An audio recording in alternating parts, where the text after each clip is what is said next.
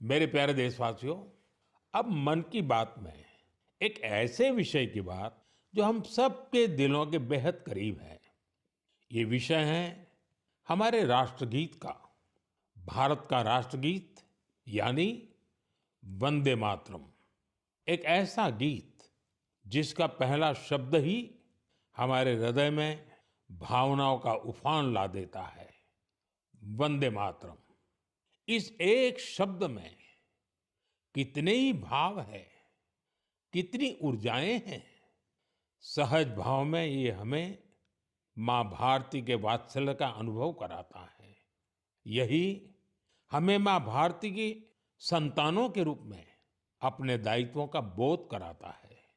अगर कठिनाई का समय होता है तो वंदे मातरम का उद्घोष 140 करोड़ भारतीयों को एकता की ऊर्जा से भर देता है। साथियों, राष्ट्रभक्ति, माँ भारती से प्रेम, ये अगर शब्दों से परे की भावना है तो वंदे मातरम उस अमूर्त भावना को साकार स्वर देने वाला गीत है। इसकी रचना बंकिम चंद्र चट्टोपाध्याय जी ने सदियों की गुलामी से शिथिल हो चुके भारत में नए प्राण फूंकने के लिए की थी। वंदे मातरम भले ही 19वीं शताब्दी में लिखा गया था, लेकिन इसकी भावना भारत की हजारों वर्ष पुरानी अमर चेतना से जुड़ी थी।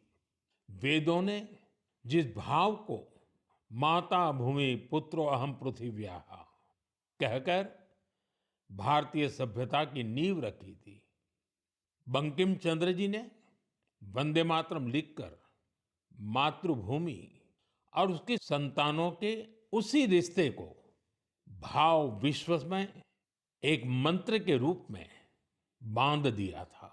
साथियों, आप सोच रहे होंगे कि मैं अचानक से वंदे मातरम की इतनी बातें क्यों कर रहा हूं। दरअसल कुछ ही दिनों बाद 7 नवंबर को हम वंदे मातरम के 150वें वर्ष के उत्सव में प्रवेश करने वाले हैं। 150 वर्ष पूर्व वंदे मातरम की रचना हुई थी और 1896 में गुरुदेव रविंद्रनाथ टैगोर ने पहली बार इसे गाया था। साथियों, वंदे मातरम के गान में करोड़ों देशवासियों ने हमेशा राष्ट्र प्रेम के अपार उफान को महसूस किया है। हमारी पीढ़ियों ने वंदे मातरम के शब्दों में भारत के एक जीवंत और भव्य स्वरूप के दर्शन किए हैं। सुजलाम सुफलाम मलयज शीतलाम शस्य श्यामलाम मातरम वंदे मातरम। हमें ऐसा ही भारत बनाना है। वंदे मातरम हमारे इन प्रयासों में हमेशा हमारी प्रेरणा बनेगा। इसलिए हमें वंदे मातरम के 150वें वर्ष को भी यादगार बनाना है। आने वाली पीढ़ी के लिए ये संस्कार सरिता को हमें आगे बढ़ाना है। आने वाले समय में वंदे मातरम से जुड़े कई कार्यक्रम होंगे, देश में कई आयोजन होंगे।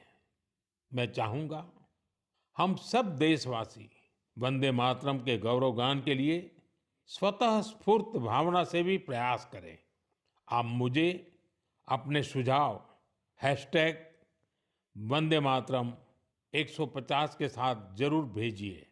हैशटैग वंदे मातरम 150। मुझे आपके सुझावों का इंतजार रहेगा और हम सब इस अवसर को ऐतिहासिक बनाने के लिए काम करेंगे।